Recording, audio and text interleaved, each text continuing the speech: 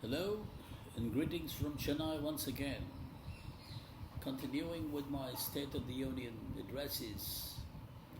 Once again, I'm dovetailing my energies apropos defense economics, as it is with certitude an area of seminal national signification with much international ramifications as well.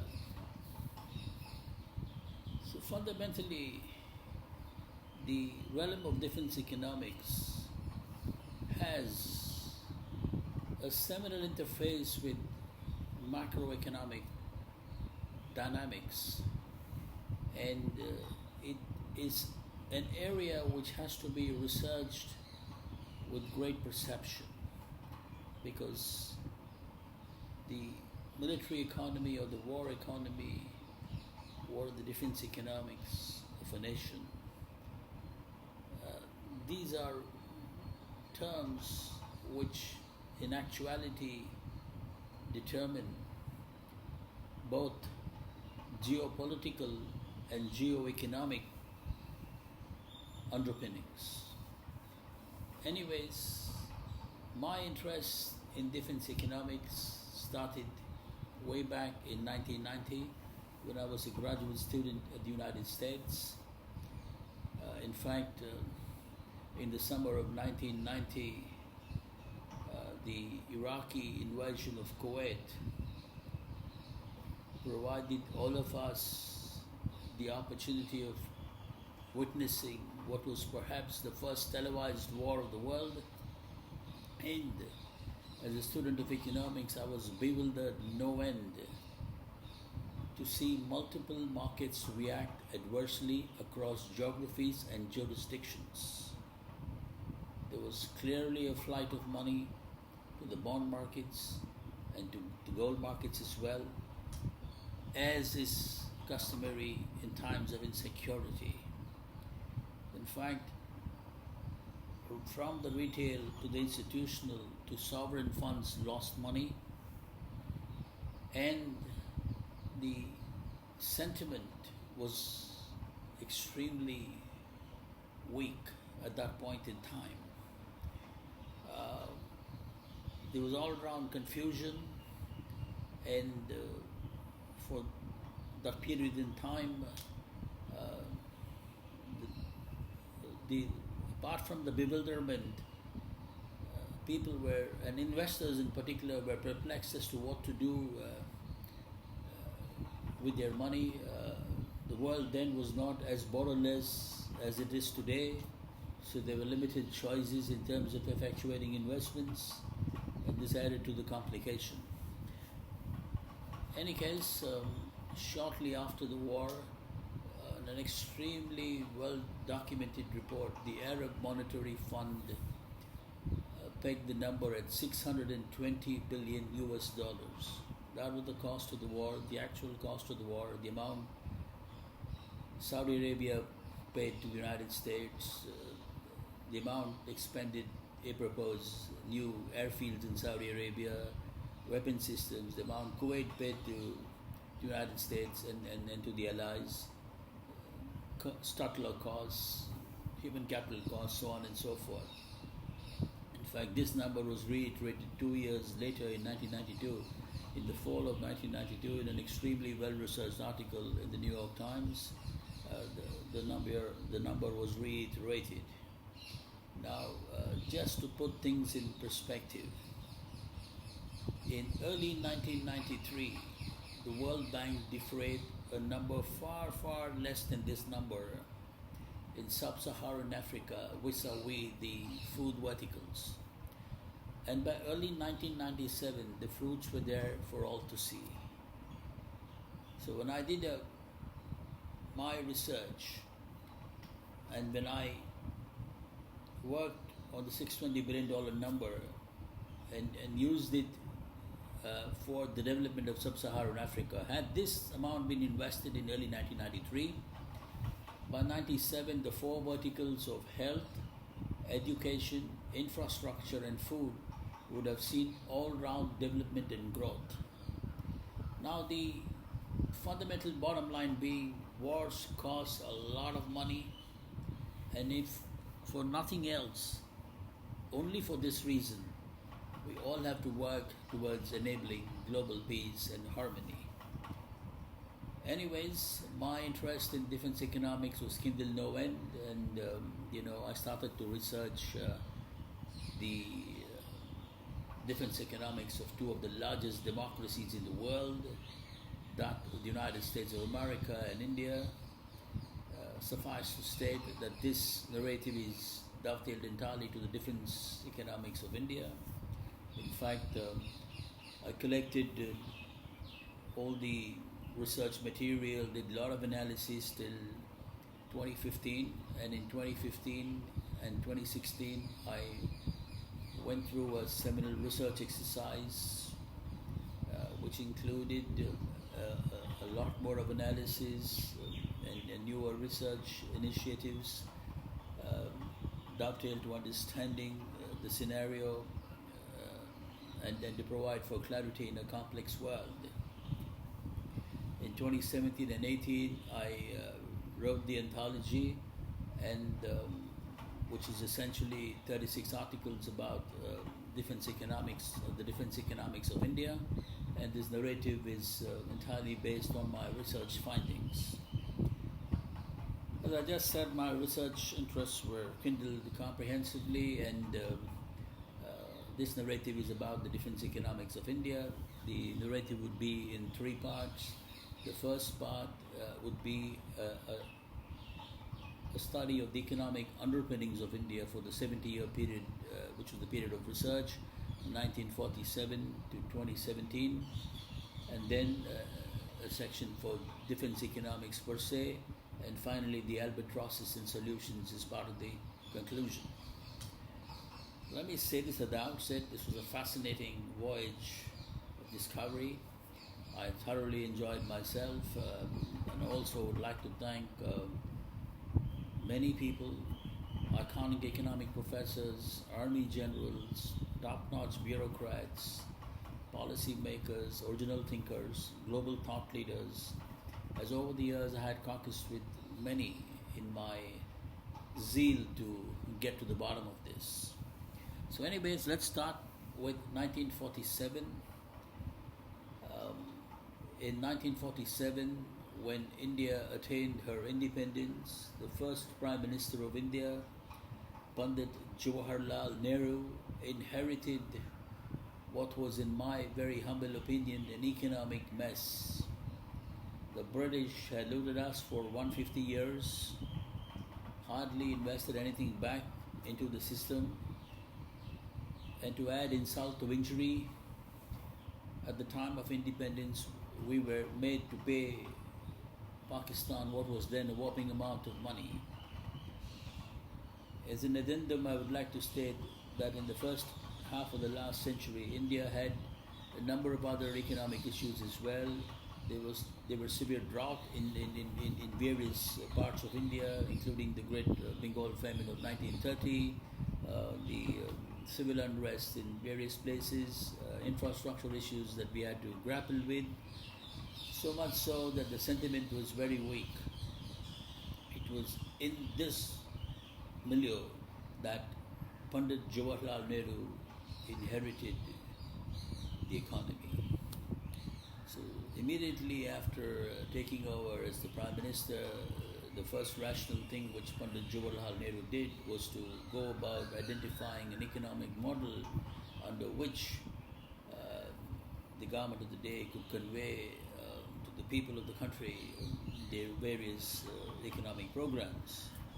After much deliberation in the matter, the Prime Minister settled for a format which was called Fabian Socialism. There were many critics of Pandit Nehru at that time, and the critics continue till this day. Nonetheless, my seminal research in the area pointed to the fact that given the various constraints and restraints, Pandit Nehru did not have too many options, and therefore he settled for this. I mean, there were a lot of iconic economists who supported this move, including Harold Losky at the London School of Economics, V.K. Ramaswamy, and a few others in India. Subsequently, this format was completely endorsed by the likes of Sukumar Chakravarti and Amartya Sen, K. and Raj as well. There were a number of Indian economists who supported it. Well, as Churchill said, no two economists agree. There were a number who did not agree as well. But suffice to state that my research indicated that the number of restraints were humongous and Pandit Nehru did not have too many options. Anyway, let's get into what is Fabian socialism. And as I say that, let me also just discuss briefly on how the narrative is going to shape out. From 1947 till 1991, we had Fabian socialism. From 1991 till 2014, liberalization. And then from 2014, laissez-faire economics. Now, all the three formats, Fabian socialism, liberalization and laissez-faire economics, I will discuss under the rubric of four heads, which is based on the study of the Planning Commission of India, which played a central role insofar as India's economy goes. The public sector undertakings, which also played a seminal role, and the levels of taxation and the levels of regulation. These are the four major facets, pretty much, of the Indian economy, and the underpinnings of Indian economy are such that one would have to understand these four facets well to understand truly the underpinnings of this great nation's economy. Now, when Pandit Nehru brought in Fabian socialism, he brought in centralized planning and incubated the Planning Commission of India.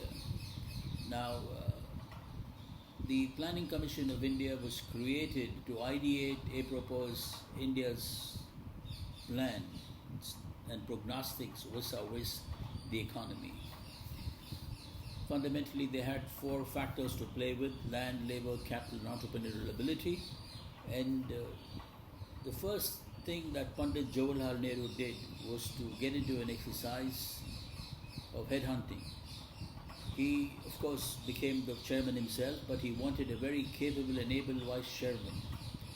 And when he looked around, he identified Sir V.T. Krishnamachari, who had hitherto been the Diwan of the state of Baroda and Jaipur, and was a member of the Constituent Assembly as well. Now, in 1944, when there were a series of economic reports about India by various Western publications, most of these reports highlighted the Baroda form of economic governance. And in fact, in 1944, the citizens of Baroda also had given Sir V.T. Krishnamachari an award for the same. And clearly the Baroda model provided for inclusive growth, something which was very dear to Pandit Nehru, because the overriding objective of his economic essay was that of Fabian socialism. And integral to that was effectuating on welfarism per se. So there he went about doing it with Sir V.T. Krishnamachari as the Vice Chairman of the Planning Commission. The first three plans were largely dovetailed towards agriculture, agro-based development, rural industries, rural infrastructure. The second went into ports and concomitant infrastructure, and then finally into warehouses. The third plan was dovetailed to post and telegraph, what telecom was called then, and so on and so forth. Fundamentally, all the plans were dovetailed towards effectuating on welfarism per se. Pandit Jawaharlal Nehru was very concerned about the standard of living of the average citizen, and all his acts were dovetailed to achieving higher standard of living for the average citizen. Now, two interesting aspects. He sadly passed away in 1964. But if you observe the three plans and the period which it covered, the three branches of government literally worked in unison. Pandit Nehru, you know, ushered in several legislative devices to bring forth land reform.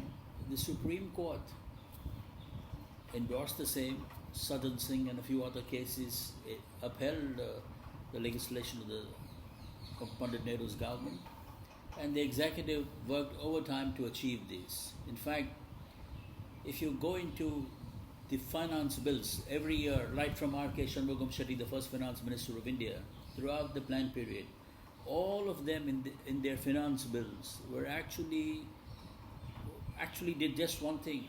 They tried to effectuate the premises is contained in the respective plans in the finance bill, so that India could get to effectuate on welfareism per se. So this was something which ought to be noted. And in fact, Pandit Jawaharlal Nehru was an ingenuous leader, an outlier as well, because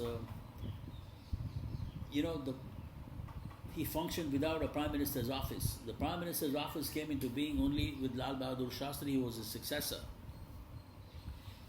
Pandit Nehru took his own decisions. Of course, he caucused with everybody, including the opposition, but the decisions were his.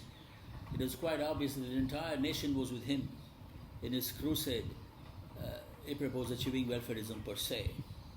After the sad passing away of Pandit Jawaharlal Nehru came Lal Bahadur Shastri, who went on the same genre, and then came Mrs. Indira Gandhi, who actually, due to political compulsions, at one point in time she was supported by the communists. She actually brought in some very stringent measures, which were also aimed at the eradication of poverty. And after the sad assassination of Mrs. Gandhi, Prime Minister Rajiv Gandhi continued with Fabian socialism, but he was the first to realize that India needs to privatize in terms of industries as well, that even the private sector should play a lead role. That was the plans that corresponded to the stewardship of Prime Minister Rajiv Gandhi. The time period was very clear in that they spoke of industrialization. It also enunciated heavily on the need to get into collaborations and upgradation of technology. In fact, my research pointed to the fact that the first steps of liberalization happened during the stewardship of Rajiv Gandhi. And after, there are strange things which happen in politics. And after the sad loss of Rajiv Gandhi in '89, a curious gallimaufry of people and parties ruled this country for 2 years. Some of them just continued to work on the blueprint, which was actually drawn at the time of Rajiv Gandhi in terms of liberalization. And then in 1991 emerged the genius of Narasimha Rao, the exigencies of the day, the economic crisis we had due to certain foreign exchange issues, actually made the Prime Minister to usher in a period of liberalization, wherein Indian markets were gradually opened up, and this was causative of a hike in growth rate. This was brilliantly built on by A.B. Vajpayee, and the genius of a Vajpayee was observable to all, because normally what happens across geographies, when new government comes to power, the first thing they do is to reverse all the policies of the previous government. But Vajpayee realized that what Narasimha Rao had done was indeed something to be commended, and he just took it to the next level, and this ensured that India's growth rate went to almost beyond 8.5%. The law of unintended consequences, or whatever you can call it, it is very sad. Though India was shining, Vajpayee lost, Manmohan Singh came. UPA 1 was largely driven by the successes of Narasimha Rao, and Vajpayee continued to maintain the momentum, and it had a good growth rate. UPA 2, of course, was a disaster, scam tainted, but the Prime Minister Manmohan Singh and the plan at that time of his stewardship had a lot of emphasis on inclusive growth. Then of course came Narendra Bhai in 2014, and hindsight 2020, he did the right thing by doing away with the Planning Commission and bringing in the National Institute for the Transformation of India, an institution which is largely advisory, and it continued till 2017. The remit of my narrative is till 2017, and pretty much this was this is how the Planning Commission worked, almost till Modi, in the sense that till 2014, and then for 3 years we had the National Institution for the Transformation of India, which was primarily advisory. Now to the second coordinate, PSUs.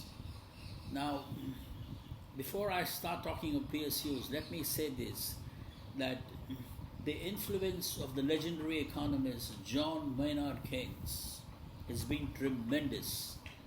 Every Indian economist, whether he is schooled entirely in India, whether he is relocated in the US, whatever be the combination, whatever he did, wherever he was educated, one thing is for certain, that the ideation of J.M. Keynes would have become part of his DNA, because the simple truth is this.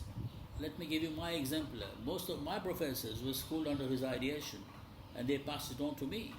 So likewise, for everyone else, the same.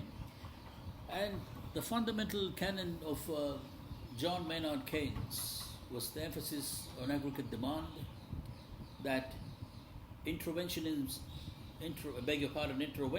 per se is effectual, especially when the economy is having a tough time, in times of depression, as it, in fact, Keynes recommended that during the wartime to invest in defense so that employment is increased and therefore consumption patterns increase and aggregate demand is heightened. This was his simple formula. And this was very much in keeping with the dictates of Fabian socialism, and so Pandit Nehru, when he started off, incubated a number of PSUs. In fact, in the defense verticals, you had HAL, a whole bunch of ordnance factories, and so on and so forth. This was brilliantly built on by both Lal Bahadur Shastri and Mrs. Gandhi. Rajiv Gandhi bolstered it, brought in odes of professionalism. In fact, got in lateral entry. He got professionals from the outside to work in PSUs, and the curious Golem of Freud did nothing to hurt it. And of course, Narasimha Rao realized that the PSUs would be very helpful, because a partial privatization would increase professionalism and unlock a lot of wealth for the country. So much for the critics of Fabian socialism and JN, because had JN not created those PSUs, Narasimha Rao would have had nothing to disinvest. Again, brilliantly built upon by Vajpayee, taken to the next level in UPA 1. Very well done. In fact, it's one of the high points of UPA 1. They did that very well. In fact, they ensured that the right mix of ownership was there, that professionalism would be of a high order, and then the government has all the opportunity to unlock money at the time when they require it. UPA 2, of course, very sad, totally scam tainted, and Modi, of course, has moved it to laissez-faire. In other words, from an emphasis on aggregate demand, we are moving to aggregate supply. In other words, in simpler words, the factors of production under JN were either owned by the government or the government had a big say in it, increasingly gets to private hands in supply side economics, which is what laissez-faire economics is all about. So, of course, till 2017, they didn't do any drastic disinvestment of 100% sale. But my analysis clearly points to the fact that under no circumstance should any government in this country disinvest so that the government of India holds less than 51%, because the PSUs have provided the backbone in terms of employment, and in terms of defense, they have provided the platform on which we have eventuated on defense preparedness. Of course, this narrative is till 2017. Until that point in time, there was no major drastic disinvestment going beyond 51%. Nonetheless, please be sensitive to the fact that the emphasis from aggregate demand has come to aggregate supply. Modi ji's emphasis on smaller governments, and of course, supply side economics is something which would increasingly see the factors of production in private hands. So this is for the PSUs in terms of the third facet or the third major issue of India's economy, taxation. Pandit Nehru's time is over 90%, which only continued through Lal Bahadur Shastri and Mrs. Gandhi.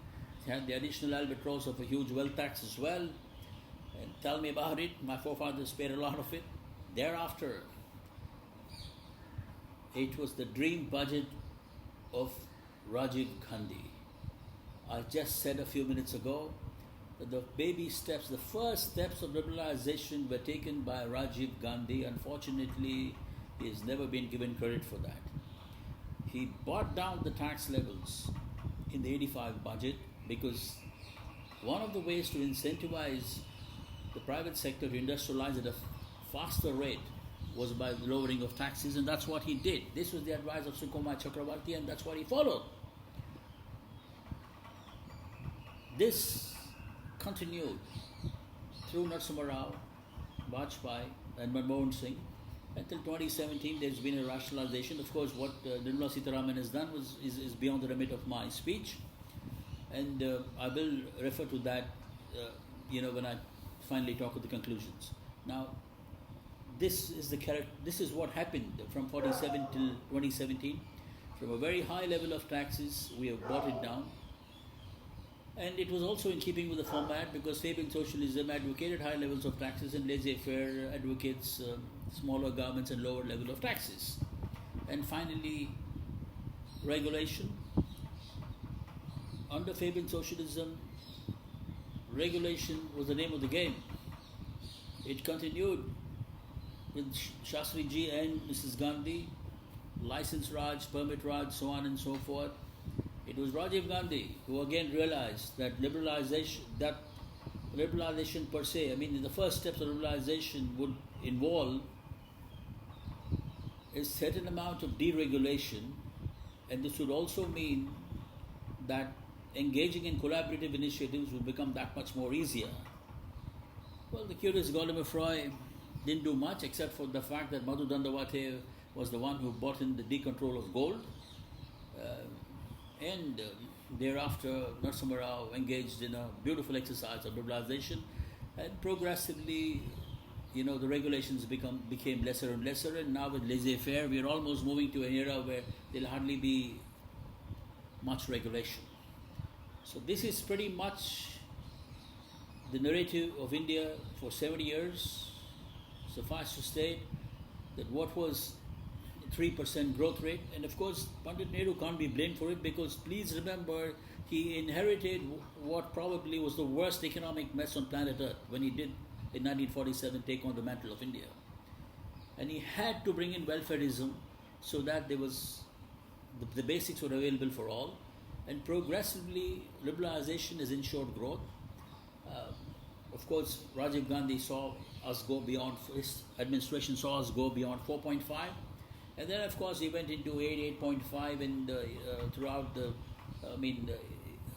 Narasimha Rao took us almost to 8, and then to 8.5 under Vajpayee, and the momentum was kept by UPA 1 under Manmohan Singh. UPA 2, as I said, was camp-tainted and a disaster. Modi ji, of course, has not been able to maintain the momentum because, in fact, UPA 2 too, he had a major issue. In the sense that at the end of UPA 1, 2008, there was the mayhem on Wall Street, and then after that in 2012 the sovereign debt crisis, Euro sovereign debt crisis. So all this snowballed, and then and therefore Manmohan Singh 2 had to, the Manmohan Singh 2.0 had problems with the growth and to provide for good economic governance as a consequence, and therefore in the subsequent Modi administration as well, the growth rate has not been good. And this could mean that in a liberalized world, we would see borderless markets, and so we have to be very sensitive because what happens in other economies would have a ripple effect here as well. So this is pretty much the economic narrative of India for the 70 years. Now let's go back to 1947. In the immediate aftermath of independence, the violent venal state of Pakistan backed a Pashtun invasion of India, tribal invasion of India in Kashmir. Of course, India was able to handle it, but it got Prime Minister Jawaharlal Nehru thinking. He hired the services of Professor Blackett, the Nobel Prize winner in physics, to come up with a sensible ideation in terms of India's weapon systems. This was the clear mandate. I did read the Blackett report, which spoke of a 5, 10, 15-year plan. And whilst the professor went about his job meticulously, in my very humble opinion, he overshot his brief, and he made a passing comment that under no circumstance should India spend over 2% of her GDP with her defense verticals. This report, let me remind you, was clearly dovetailed to weapon systems and acquisitions, and it had nothing to do with human capital expenditure. Anybody reading the report will come to this conclusion. This created some issues which I'll talk as part of the albatrosses. Suffice to state, in the 70-year period, 1947 to 2017, after the 47 invasion, we had the 65-71 wars with Pakistan, the Siachen issue under the stewardship of Rajiv Gandhi, the Kargil war under A.B. Vajpayee, the 62 war with China under the leadership of Pandit Jawaharlal Nehru, of course the Goa Liberation War as well. Now, during these periods, especially it is most pronounced after the Chinese war and at the time of the Siachen issue with Pakistan. Except for these periods, almost the entire period we have spent less than 2%.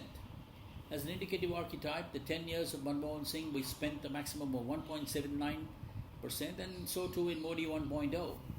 Now, the only thing which could be said is, at the time of when JN was around, the growth rate was much lower, and so after Narasimha Rao, since the growth rate, actually from Rajiv Gandhi, which is over 4.5, and then the stupendous growth we had, we actually end up spending more money. So that's all which can be said. We spent more money, but in terms of percentages, as I just said, the entire period of Manmohan Singh was just one maximum of 1.79%. So we actually required to spend much more, and this is an area where my research came up with certain seminal findings. Suffice to state, after meticulously researching the 70-year period, I came up with 11 albatrosses apropos India's defense economics. For this narrative, I will confine myself to just 4 of the major albatrosses. The 4 albatrosses are: 2 are theoretical. One is the GDP, the other is in the realms of political economy, the third is the 2% rule of Professor Blackett, and the fourth is corruption and cronyism. And as I discuss the albatrosses, I will also offer the solutions. So let's begin with the first theoretical ideation, as it were, the GDP. What is the GDP, or the gross domestic product? It had its genesis in the wartime, when the US administration or the establishment wanted a yardstick to measure the growth of the economy. They hired the services of Professor Simon Kuznets. Please remember, at that point in time, the economy was largely made up of farm produce and a manufacturing base. But today, in the Internet of Everything age, some economies are 95% in the service verticals, and therefore the GDP as we know it is not emblematic or reflective of the state of a nation's health in terms of our economy. I have to get personal here and get to narrate 2 anecdotes, wherein great economic professors ideated to me in this matter. In 1984, September, October, when I was in my final year of college in India, right here at the Vivekananda College, I was doing a bachelor's degree in commerce, but I had developed a huge interest in economics, and luckily in my third year in money and banking, we had the distinguished lecture series of the Professor Ganeshan, a very distinguished professor of economics, who was literally a walking encyclopedia on the subject. So I met with him one day, and then those days academicians were easily accessible, from professors to principals to vice chancellors. I mean, they were.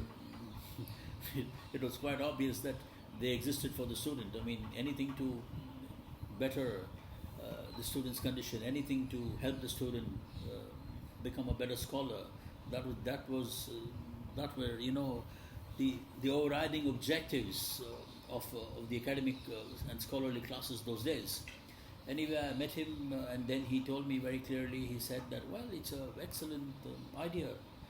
You see, there are many challenging areas in economics which have not been researched. Let me give you an example. Did you see outside when you came in today? There was a massive tunnel being dug by somebody from the government. Now he said, you see, telephones are doing that.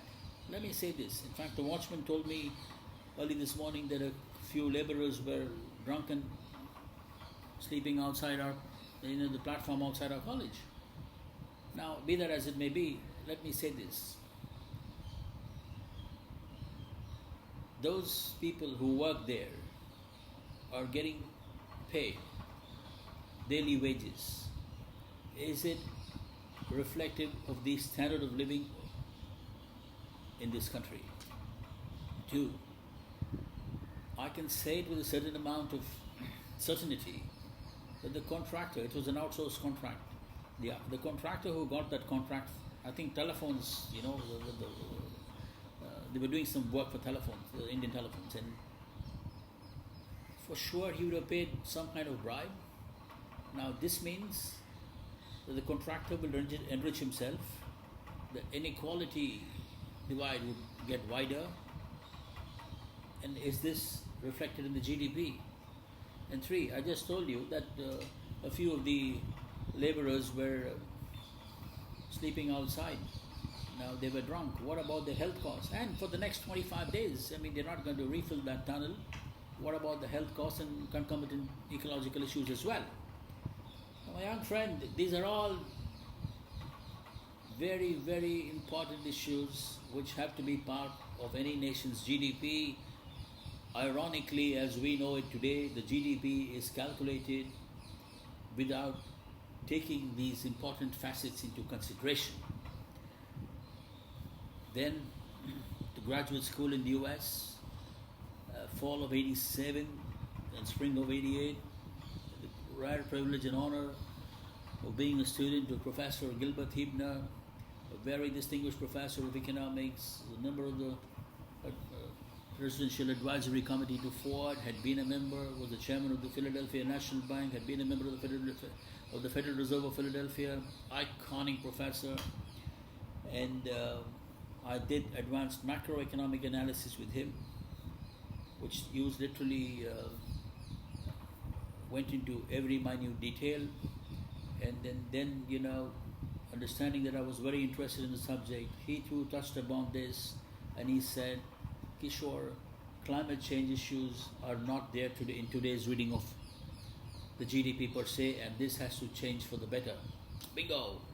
2011, it was France which first realized this, and they, whilst calculating the GDP, brought in these facets: standard of living, the inequality issues, health and ecological issues, as part of calculating the yardstick which they call the wellness index. India, unfortunately, has stuck to the GDP, and we'll have to move on to the wellness index. In the case of France, these facets which I said are read into the 6 major macroeconomic coordinates, and then a composite number comes up which gives a yardstick in terms of the wellness index, and which in effect provides for a peep into how well the economy is functioning.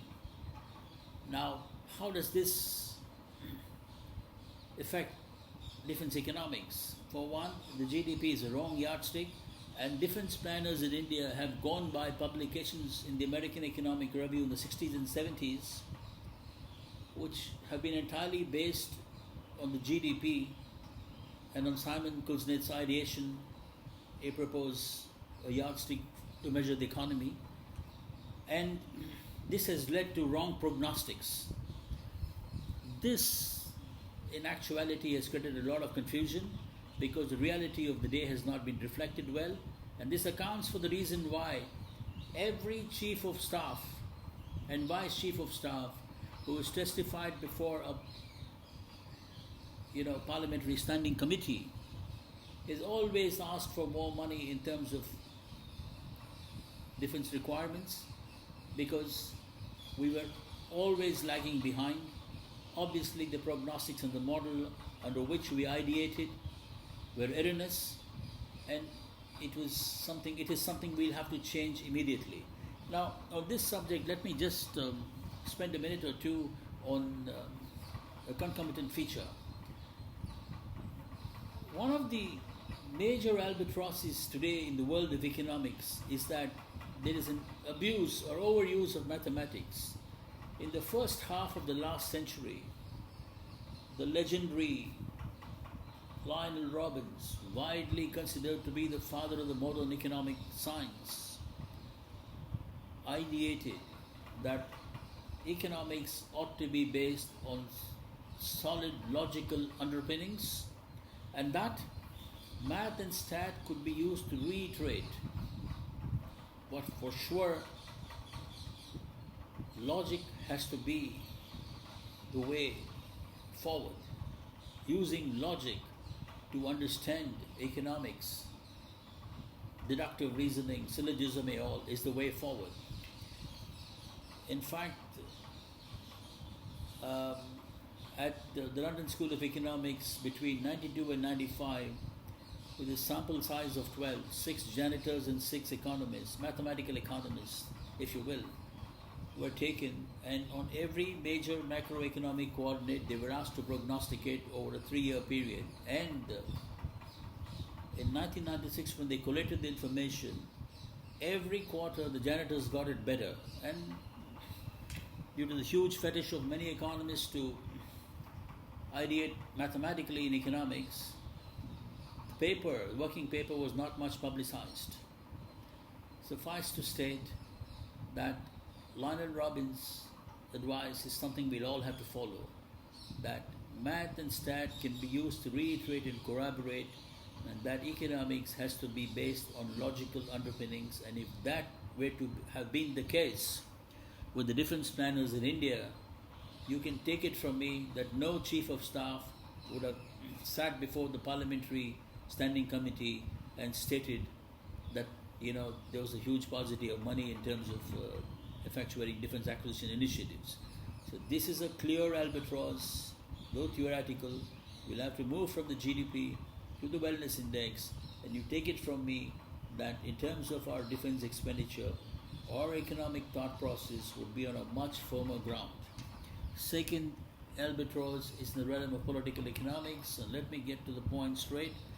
The United Nations Security Council is an effete organization because 2 of the permanent members of the United Nations have, since the time of Yahya Khan in Pakistan, supported Pakistan with funding and surreptitious transfer of technology.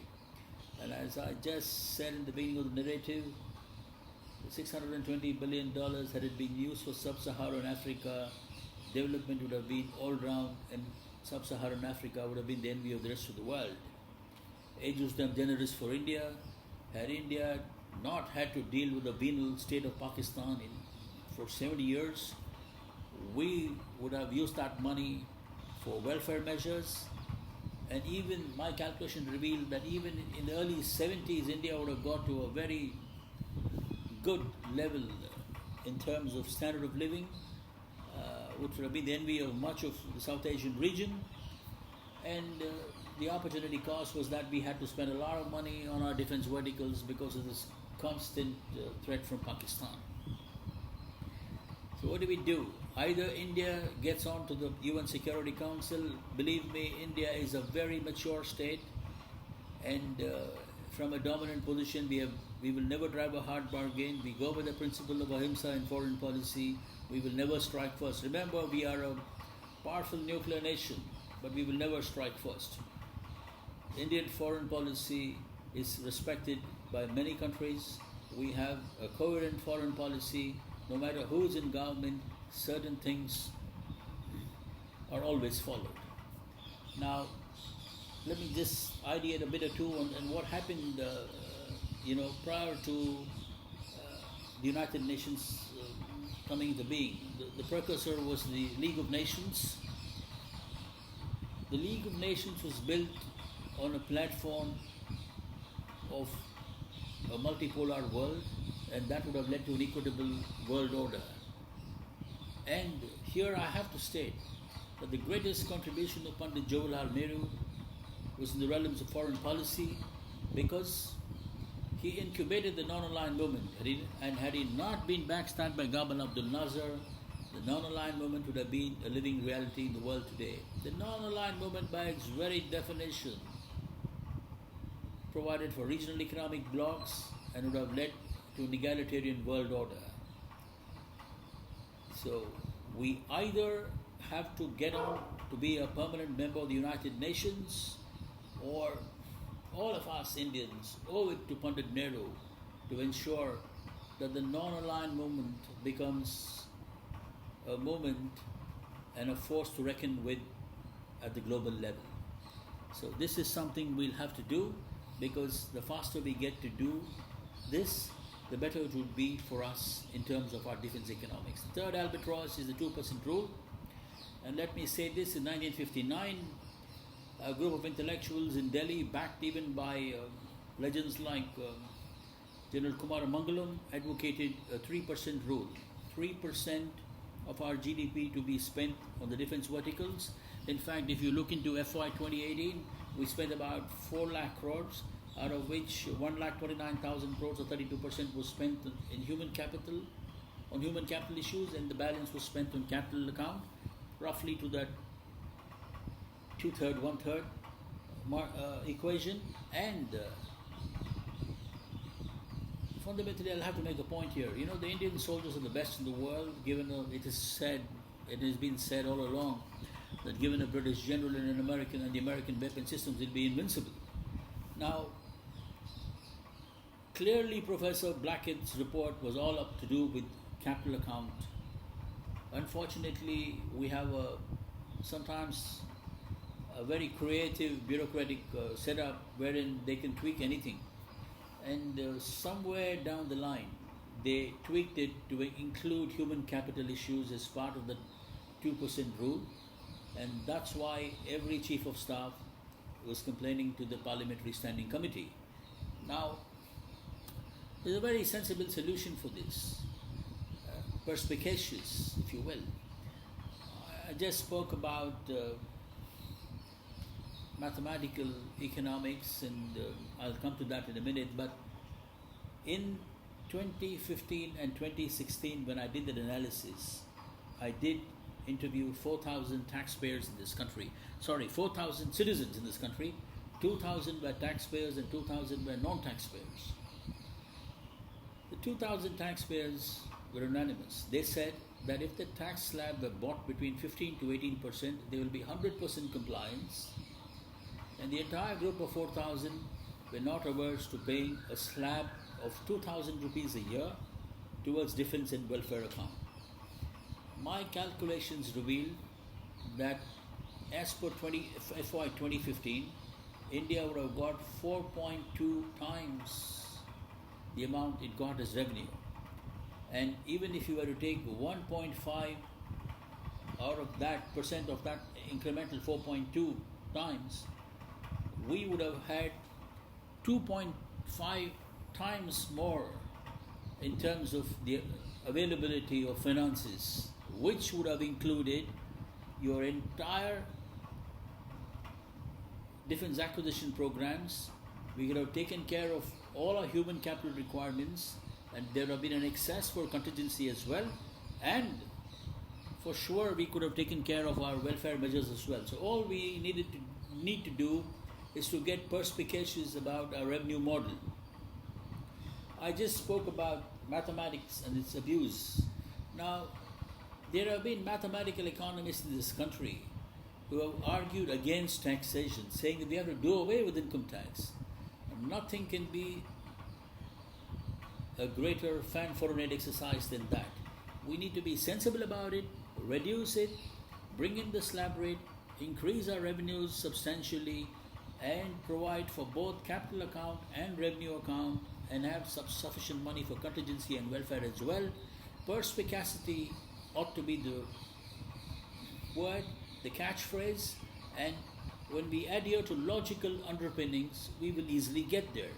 Now, the fourth albatross is clearly corruption, right from the 1948 Jeep scandal effectuated by the Keralite V.K. Krishna Menon to Rafael.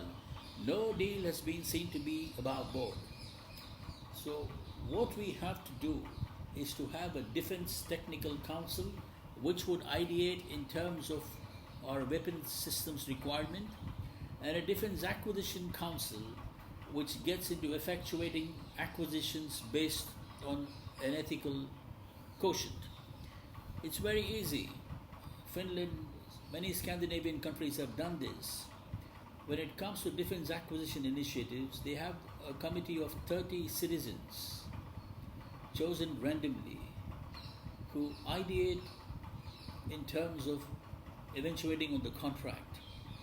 And what happens is there is zero tolerance to corruption.